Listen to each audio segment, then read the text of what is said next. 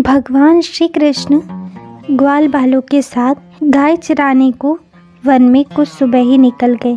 पूतना और बकासुर का छोटा भाई अघासुर वन में मौके की ताक में बैठा था। उसके मन में भाई बहन के संहार के प्रतिशोध की ज्वाला धधक रही थी। कंस ने भी उसे खूब उकसाया, इसीलिए वह श्री कृष्ण भगवान के वध का अवसर देख रहा था। अघासुर का शरीर इतना विशाल और स्वभाव इतना क्रूर था कि उससे ऋषि मुनि और देवता भी भयभीत रहते थे। सभी उसकी मृत्यु के अवसर की प्रतीक्षा कर रहे थे। श्री कृष्ण को मारने के लिए अघासुर ने अजगर का रूप धारण किया। उसने अपना शरीर 1 योजन लंबे पर्वत के समान विशाल बनाया और मार्ग में लेट गया। अघासुर का यह रूप देखकर बालकों को भ्रम हुआ कि शायद यह भी वृंदावन की कोई सुंदर वस्तु है। उसका मुख किसी गुफा की तरह दिखता था। बाल ग्वाल उसे समझ न सके और कौतुकवश उसे देखने लगे। अघासुर की जीभ उन्हें लाल रंग की सुंदर राह दिखाई देती थी। उन्हें इस पर चलने की इच्छा हुई। हालांकि कुछ बच्चों के मन में भय भी हुआ कि कहीं यह कोई माया ना हो जो उनका अहित करने आई हो, लेकिन सभी कहने लगे, कन्हैया के होते क्या डरना। जब उसने इतने विशाल बकासुर को मार दिया तो छोटी मोटी बाधाएं क्या है। बात सही भी थी। जब स्वयं प्रभु सखा के रूप में साथ हो तो भय की क्या बात है। ग्वाल बाल भीतर गए तो अजगर के सांस से उन्हें तेज गर्मी महसूस होने लगी। अघासुर ने उन्हें अभी तक निकला नहीं। वह तो श्री कृष्ण भगवान की प्रतीक्षा कर रहा था। उसी समय श्री कृष्ण ने अपने शरीर को बड़ी फुर्ती से विशाल करने लगे। प्रभु आकार बढ़ाने लगे तो अघासुर की सांसें रुक गई, गले से प्राण निकलने लगे। इस प्रकार सारे बाल ग्वाल और गोधन भी सकुशल ही अजगर के मुंह से बाहर निकल आए। अघासुर का शरीर एक प्रकाश पुंज बन गया और प्रभु में विलीन हो गया। कन्हैया ने एक बार फिर सबके प्राण बचा लिए। सब मिलकर कन्हैया की जय जयकार करने लगे। पूर्व जन्म में अघासुर शंख का पुत्र था। उसका नाम था अघ।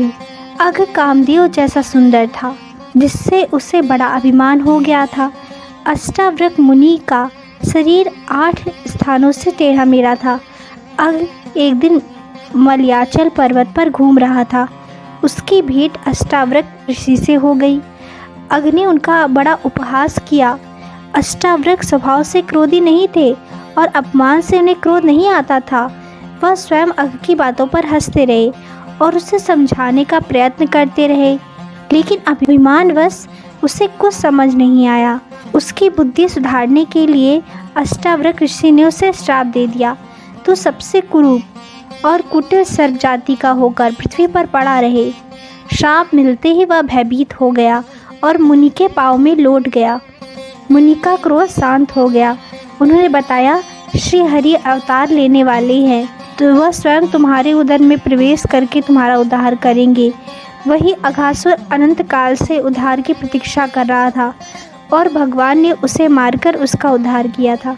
जब भगवान बाल रूप में माता यशोदा के साथ गोकुल में रहा करते थे, तो गोकुल के पास ही बहने वाली यमुना नदी में कालिया नाग रहा करता था।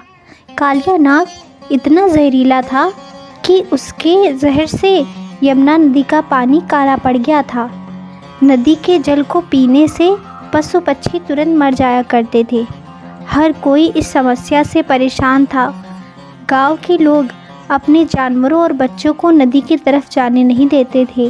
तब भगवान ने कालिया नाग को सबक सिखाने के लिए एक लीला रची। श्री कृष्ण एक दिन अपने मित्रों के साथ गेंद से खेल रहे थे। भगवान श्री कृष्ण गेंद खेलते खेलते यमुना नदी के किनारे पहुंच गए। तभी अचानक उनकी गेंद नदी में जा गिरी। खेल बीच में ही रुक गया।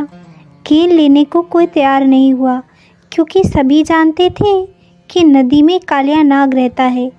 जब कोई तैयार नहीं हुआ तो भगवान श्री कृष्ण ने गेंद उठाने के लिए नदी में जाने लगे। भगवान के नदी से कूदते ही शोर मच गया। सभी बच्चे माता यशोदा के पास पहुँचे और पूरी बात बताई। इस खबर से माता यशोदा डर के कारण रोने लगी और नदी की तरफ दौड़ पड़ी। माता यशोदा के पीछे पीछे पूरा गोकुल गांव नदी की तरफ दौड़ पड़ा। उधर श्री कृष्ण को देखकर कालिया नाग की पत्नियों ने तुरंत जाने को कहा, लेकिन भगवान ने इनकार कर दिया और उन्हें समझाया कि कुछ नहीं होगा, घबराओ नहीं। तभी वहाँ पर कालिया नाग आ गया। उसने भगवान श्री कृष्ण से क्रोध में कहा, बालक तुरंत यहाँ से चला जा। लेकिन उल्टा भगवान श्री कृष्ण ने ही कालिया नाग से कह दिया, तुम यमुना नदी को छोड़कर चले जाओ। इस बात से कालिया नाग इतना क्रोधित हुआ कि उसने भगवान श्री कृष्ण पर हमला बोल दिया। श्री कृष्ण भगवान ने भी कालिया नाग को जवाब दिया। दोनों में भयंकर युद्ध हुआ। नदी में ऊंची ऊंची लहरें उठने लगी। माता यशोदा और गोकुलवासी घबराने लगे। कालिया नाग ने श्री कृष्ण पर भयंकर विष से हमला किया, लेकिन भगवान पर इसका कोई असर नहीं हुआ। भगवान कालिया नाग के फन पर खड़े हो गए। भगवान कालिया नाग के फन पर नाचने लगे और बांसुरी बजाने लगे। तब कालिया नाग ने समझ लिया कि ये कोई मामूली बालक नहीं है। अंत में उसने हाथ जोड़कर भगवान से माफ़ी मांगी। कालिया नाग पहले रमणद्वीप में निवास करता था, किंतु पक्षीराज गरुड़ से शत्रुता हो जाने के कारण वह यमुना नदी में आकर रहने लगा था। कालिया नाग ने कहा, प्रभु मैं अगर रमणद्वीप में वापस गया तो गरुड़ मुझे फिर से परेशान करेंगे। भगवान श्री कृष्ण ने कहा, तुम्हारे फनों पर नृत्य करने के कारण मेरे पद चिन्हों के निशान तुम्हारे फन पर बन गए हैं, जिसके कारण गरुड़ इन्हें देखकर तुम्हें परेशान नहीं करेगा। तुम अपनी पत्नियों संग वहाँ निवास कर सकते हो। कालिया नाग ने भगवान की बात मानकर यमुना नदी में रहना छोड़ दिया और जब भगवान श्री कृष्ण नदी के बाहर निकले तो यशोदा माता और पूरा गोकुल नाचने गाने लगा। ऐसे ही श्री कृष्ण भगवान की कथाएं सुनने के लिए धर्मालोकन को सब्सक्राइब ज़रूर करें।